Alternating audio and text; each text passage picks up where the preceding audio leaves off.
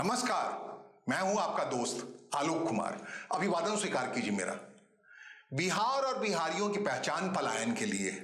पलायन करके बिहार के लोग देश भर में, दुनिया भर में फैले पड़े हैं और वहां जाके अपनी पहचान बना रहे हैं और कहते हैं हम बिहारी हैं। खा कहीं और से रहे हैं लेकिन रेमिटेंस का पैसा बिहार भेज रहे हैं, मेहनत कहीं और कर रहे हैं, रेमिटेंस का पैसा बिहार भेज रहे हैं।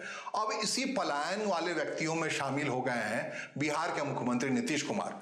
जिस दिन से उन्होंने ये फैसला सुनाया कि वो बिहार की राजनीति से पलायन करके दिल्ली जा रहे हैं, मुख्यमंत्री की कुर्सी छोड़ करके राज्यसभा के लिए जा रहे हैं, तब से बिहार की राजनीति बिल्कुल सन्नाटा पसर गया था।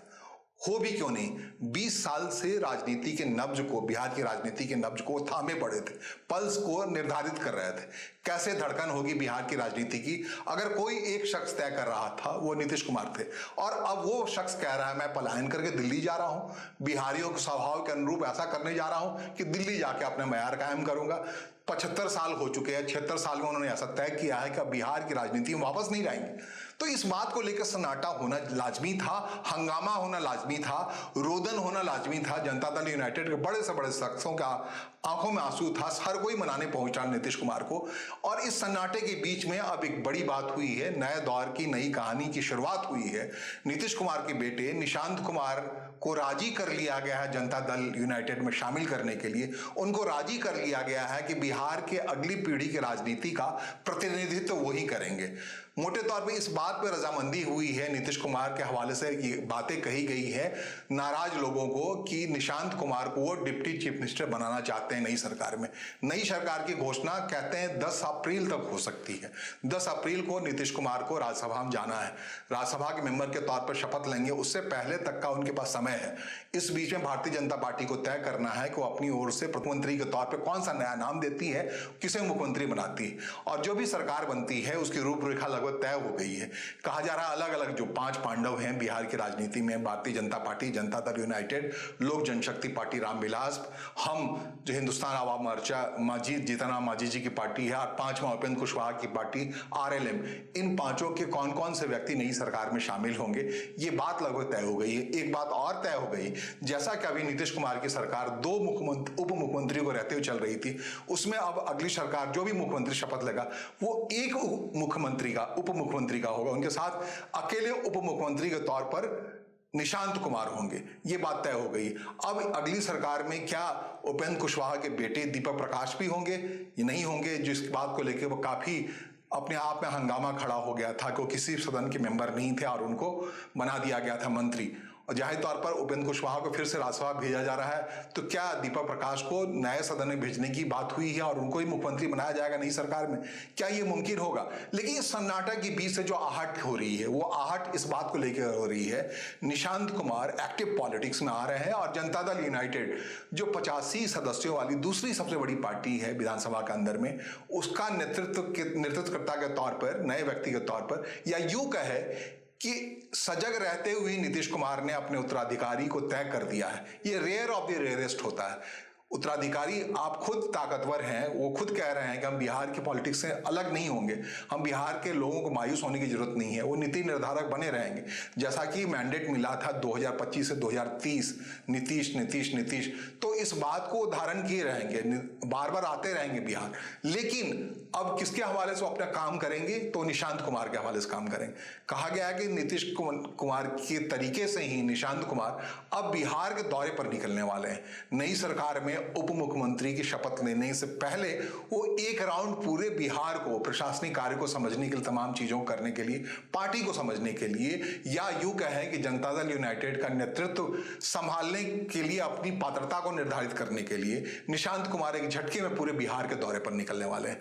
तो सजग रहते हुए नीतीश कुमार ने यह तय कर दिया है कि उनका उत्तराधिकारी उनका पुत्र होगा, जो एक्टिव उन्हीं की निगरानी में हो जाएगा। ऐसा रेयर ऑफ द रेयरेस्ट होता है। जैसे कि आप कह सकते हैं कैसे रेयर ऑफ द रेयरेस्ट कैसे हो गया भाई, जब लालू प्रसाद के ये पुत्र तेजस्वी यादव आए उप मुख्यमंत्री बनके, तब लालू प्रसाद यादव भी तो एक्टिव पॉलिटिक्स में थे, लेकिन उस समय की स्थिति अलग थी। लालू प्रसाद यादव के मित्र के तौर पर नीतीश कुमार ने उनके बेटे के भविष्य निर्धारण की जिम्मेदारी ली थी। लेकिन हालात इस बार अलग है बिहार में। नीतीश कुमार खुद अपने पुत्र के भविष्य के निर्धारण की जिम्मेदारी उठाने की स्थिति में है सजग के तौर पर। इसमें ऐसा कोई मामला नहीं है कि उन्होंने लालू प्रसाद यादव को दे दिया कि चलो निशांत कुमार के भविष्य को निर्धारित करो, या फिर किसी और मित्र को दे दिया, ऐसा कुछ किया। खुद ही नीतीश कुमार इस पोजीशन में है राज्यसभा सदस्य के तौर पर कि अपने जीते जी सजग रहते हुए अपने नजरों के सामने निशांत कुमार को उभरते हुए देख सकते हैं। निशांत कुमार में ऐसे बहुत सारे गुण हैं जो मिलते जुलते हैं नीतीश कुमार के। विनम्र रहते हैं, विनम्रता के लबादा को इंजीनियर है, जैसा कि नीतीश कुमार इंजीनियर है वैसे निशांत कुमार भी इंजीनियरिंग की पढ़ाई की है, बीआईटी मिश्रा से पढ़ाई की है, अच्छे छात्र हैं। थोड़ा बहुत दिक्कत है उनके साथ, वो है कि अध्यात्म की ओर उनका ज्यादा रुझान रहा है। और नीतीश कुमार के बारे में कहा जाता है कि उनका एंथ्रोपोलॉजी, जो राजनीति संबंध रखने वाला विषय है, उसकी ओर ज्यादा रुझान था। इसके विपरीत निशांत कुमार का रुझान थोड़ा सा अध्यात्म की ओर है। भारतीय जनता पार्टी के नेता कितने आध्यात्मिक, इस बात में मैं टोका टिप्पणी नहीं करूंगा। निशांत कुमार के बारे में कहा जाता है कि वो प्रॉपर समय देते हैं आध्यात्मिक समय चीजों को लेकर के, और विनम्रता का लवादा उड़ते रहते हैं। और उस पार्ट में जनता दल यूनाइटेड अब निशांत कुमार को आगे रख करके कैसे आगे बढ़ती है देखने वाली बात। समस्या यहाँ ये आ सकती है, नीतीश कुमार की उम्र के जो लोग हैं, जो उनके ओरे वाले लोग हैं, उनके दौर के लोग हैं, ये युवा निशांत कुमार के साथ तालमेल कैसे बैठाते हैं, ये अपने आप में देखने वाली बात है। यही बात हो रही है भारतीय जनता पार्टी के अंदर। नितिन नवीन को जैसे ही वहां सामने लाया गया है, तो जो पुरानी पीढ़ी के नेता हैं उनसे तालमेल कैसे करते हैं, वो उस परीक्षा घड़ी से गुजर रहे हैं। अपने आप में जिस ढंग से नितिन नवीन, जो बहुत ही जूनियर थे पॉलिटिक्स में, राष्ट्रीय अध्यक्ष भारतीय जनता पार्टी ने झटके बना दिया, और प्रधानमंत्री नरेंद्र मोदी ने कह दिया कि अब मेरे नेता ये हैं। ये कहते ही तमाम जो उस दौर के नेता हैं, पुराने दौर के नेता हैं, जेपी नड्डा के दौर के नेता हैं, उन सबको युवा नितिन नवीन को जैसे अपना नेता मानना पड़ रहा है, अपने बदलाव लाना पड़ रहा है, वही स्थिति में जनता दल यूनाइटेड भी चला गया है। जनता दल यूनाइटेड मोटे तौर पर समाजवादियों की पार्टी है, और घुटे हुए होते हैं समाजवादी। एक उम्र उनके साथ होता है, बड़े उम्र बुजुर्ग के लोग हैं, उन सब के बीच राब्ता करने वाले हैं मैदान में जाकर के अपने हिसाब से निशांत कुमार। और जातीय आधार जो है वहां उनका, जो गैर यादव ओबीसी आधार है, वो सुदृढ़ता के साथ जिस ढंग से नीतीश कुमार के साथ मौजूद रहा था, जिस ढंग से कहते हैं अत्यंत पिछड़ा वर्ग नीतीश कुमार के ओरे में था, कैद में था, पूरी पॉलिटिक्स में, जिस ढंग से अल्पसंख्यक उनके आवेग उनके दायरे में आते थे, उन सब को किस ढंग से निशांत कुमार परिपोषित करते हैं, उनका संरक्षित करते हैं, ये सब नीतीश कुमार अपने सजग अवस्था में देखेंगे आकर के। जैसा कि उन्होंने कहा ट्वीट के जरिए, वो बिहार आते रहेंगे, लगातार आते रहेंगे, और बिहार के मसले को संसद में उठाते रहेंगे, राज्यसभा में उठाते रहेंगे। तो ये एक हिसाब से कह सकते हैं नीतीश कुमार ने सोची समझी रणनीति के तहत किया है। लेकिन ये वैक्यूम जो है, एक बड़ा वैक्यूम है। मोटे तौर पे आप देखें 2000 में ही नीतीश कुमार ने मुख्यमंत्री कुर्सी की शपथ ली थी, तो और 1994 से समता पार्टी बनाई उन्होंने, जनता आरजेडी से अलग होकर के। तो 1994 से मोटे तौर पे एक्टिव हैं, पूरी बिहार की राजनीति उनके इर्द गिर्द घूमती है। जब तक विपक्ष में थे तब तक थे, लेकिन 2015-5 से मोटे तौर पे वो सत्ता में कुर्सी बैठे हुए, मुख्यमंत्री कुर्सी बैठे, पूरी राजनीति उनके इर्द गिर्द घूमती थी। उस राजनीति को हैंड ओवर करना है, उस राजनीति को उत्तराधिकार के हवाले करना है। वो कैसे नीतीश कुमार करते हैं, ये सब कुछ देखना है। लेकिन बिहार फिलहाल नए चरण में प्रवेश कर गया है, नए दौर में प्रवेश कर गया है। ये दर्द तो हो सकता है कि निशांत कुमार को मुख्यमंत्री कुर्सी नहीं मिल रही है, लेकिन इस बार इस उप मुख्यमंत्री कुर्सी में इतनी ताकत होगी जो कई बार मुख्यमंत्री भी उसके नीचे कमजोर होते हुए दिखेंगे। जिस ढंग से अभी कहा जा रहा है, मौजूदा सरकार जो अभी चल रही है नीतीश कुमार की, जिस ढंग से इस सरकार में उप मुख्यमंत्री सम्राट चौधरी के हाथों में गृह मंत्रालय दे दिया गया, तो कहते हैं नीतीश कुमार को पहली बार ऐसा लगा कि उप मुख्यमंत्री काफी ताकतवर हो गया है। उप मुख्यमंत्री कहने को उप है, लेकिन ताकतवर है। तो नई सरकार में मुमकिन है कि जो भी मुख्यमंत्री होगा, अभी नाम आना बाकी है भारतीय जनता पार्टी की ओर से, जो भी नाम होगा उस पर किस ढंग से, उसके लिए भी बड़ी चुनौती होगी कि जो ताकतवर उप मुख्यमंत्री होगा, सिंगल उप मुख्यमंत्री होगा, जिसके पिता उसके हित संरक्षक के तौर पर दिल्ली में मौजूद होंगे, राब्ता कर रहे होंगे, उसके ताकत का अंदाज लगा लीजिए। और विधानसभा के अंदर बड़ी पार्टी तो ही 85 संख्या बहुत बड़ी होती है, 89 भारतीय जनता पार्टी के पास है। इसके अलावा वहां पर जो 5 लोग हैं जिसके बारे में ओवैसी की पार्टी के बारे में कहते हैं, AIMI के लोग, खुले तौर पे पत्र दे रखा है, समर्थन का पत्र।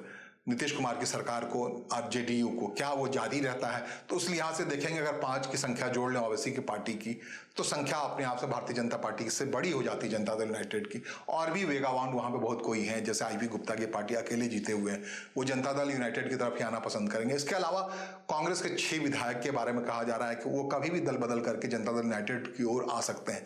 भारतीय जनता पार्टी की ओर आने में उन सबको इसलिए दिक्कत हो सकती है क्योंकि उनका वोट बैंक जो आधार है, बेस है, वो अल्पसंख्यक वोट बेस है। वो जेडीयू में आते हैं, समझ तो सकता है, लेकिन अगर आप भारतीय जनता पार्टी को जाते हैं तो मुश्किलात आएंगे अगले चुनाव में। तो इस लिहाज से बिहार विधानसभा के अंदर की बात करें तो जनता दल यूनाइटेड के पास मुमकिन है, साधन है, संभावना है कि वो बिहार विधानसभा के अंदर, मौजूदा विधानसभा के अंदर में सबसे बड़ी पार्टी किसी वक्त हो सकती है।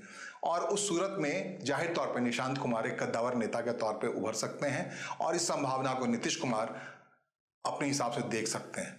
ऐसा रेयर ऑफ द रेयरेस्ट होता है किसी पॉलिटिक्स में अपने पुत्र को खुद एक्टिव रहते हुए आप परिपोषित होते हुए, परिपक्व होते हुए देखते हैं और निर्णय लेते हुए देखते हैं। बिहार से जो कुछ खबर आ रही है, इसमें ये 2-3 बिंदु ये बता दूं साफ तौर पे। निशांत कुमार जनता दल यूनाइटेड की सदस्यता लेने वाले हैं। निशांत कुमार बिहार के डिप्टी चीफ मिनिस्टर बनने वाले हैं। निशांत कुमार के अलावा 2 जो लोक जनशक्ति पार्टी से, चिराग पासवान की पार्टी, उससे मंत्री बनने वाले हैं। एक आरएलएम से मंत्री बनने वाले हैं। एक मुमकिन है 1 या 2 अपने हिसाब से जो हम पार्टी है, जो जितिन राम मांझी की पार्टी है, उससे 1 या 2 मंत्री बनने वाले हैं। तो नई मंत्रिमंडल की बात जो कही जा रही है उसका जा रहा अपेक्षा काफी यंग होगा। ठीक उसी अंदाज में बिहार की राजनीति जैसे पूरे यंग लोगों के हवाले चली गई है। जैसे बिहार की राजनीति जो बुजुर्ग हो गए, जैसे नंदकिशोर यादव थे, उनको नागालैंड का राज्यपाल बना दिया गया, उनको इस बार चुनाव भी नहीं लड़ाया गया था। तो भारतीय जनता पार्टी अपने हिसाब से पूरे ट्रांसफॉर्मेशन के दौर में गुजार रही है बिहार के पॉलिटिक्स को। जो कोशिश अपने हिसाब से प्रशांत किशोर कर रहे थे मैदान में जाकर के, उसको व्यवहार के तौर पर चुनाव जीतने के बाद भारतीय जनता पार्टी और जनता दल यूनाइटेड ने जेनजी आंदोलन के जरिए जेनजी के लोगों को सत्ता में लाने की शुरुआत कर दी है। वो पुराना दौर जाता रहा, नीतीश कुमार, लालू प्रसाद यादव और अपने हिसाब सुशील मोदी का दौर। उसके बाद के दौर के लोग हैं। बिहार विपक्ष के नेता की उम्र सबसे कम है, आपको बता दें 35-36 साल की तेजस्वी यादव की। उसके सामने बैठे होंगे भारतीय जनता पार्टी का प्रदेश अध्यक्ष के तौर पर संजय सरावगी, और उसके सामने बैठे होंगे कुल मिलाकर के, तो आप कुल जोड़ के बहुत सारे यंग लोग होंगे। दीपक प्रकाश अगर होते हैं तब, तो इन यंग लोगों के बीच में ये कहना तेजस्वी यादव के लिए विपक्ष के नेता के तौर पर कि मैं सबसे यंग हूं, लेकिन यंगों की जो फौज है जो सत्ता पक्ष में है, उससे मुकाबला नहीं हुआ जा सकता। कुल मिलाकर के बिहार की राजनीति युवातर दौर में प्रवेश कर गई है और ये सब कुछ सामने दिख रहा है। फिलहाल मुझे सुनने और समझने के लिए आपका आभार। नमस्कार, धन्यवाद।